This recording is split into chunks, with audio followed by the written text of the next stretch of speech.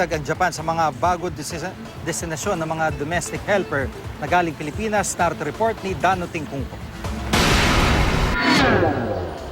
3 taon naging domestic helper si Arlene sa Middle East. Maliit ang naging sweldo niya noon, pero hindi niya kinaya nang bugbugin siya ng kanyang amo, kaya bumalik siya ng bansa.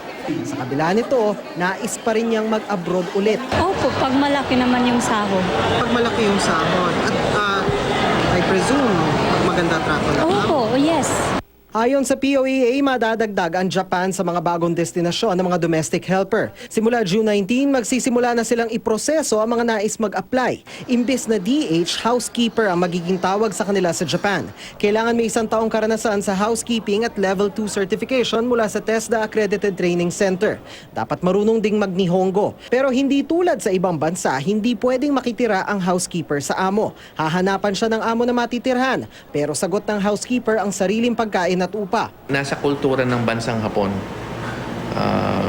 una-una yung mga bahay sa bansang Hapon ay hindi ganun kalakihan. At pangalawa, nasa kultura nila na hindi sila handang magkaroon ng stranger o ibang tao sa kanilang pamamahay. They can enjoy the free time outside of work hours, they can rest in their own terms at hindi sila kailangan makibagay. Ang oras ng trabaho, 40 hours a week lang o 8 oras kada araw na may 2 araw na day off. Susundin din ng mga employer ang minimum wage sa Kanagawa Prefecture kung saan ipapilot ang programa. 905 yen kada oras o 136,203 yen kada buwan. Bawas ang buwis at insurance, pagkain at upa, ang magiging net pay kada buwan nasa 59,859 yen o 25,739 pesos. At para walang hokus-pokus, may kontratang dapat sundan ng mga recruiter at employer. Merong third-party labor management council run by the prefecture. Parang kumbaga sa parang region yan, ano.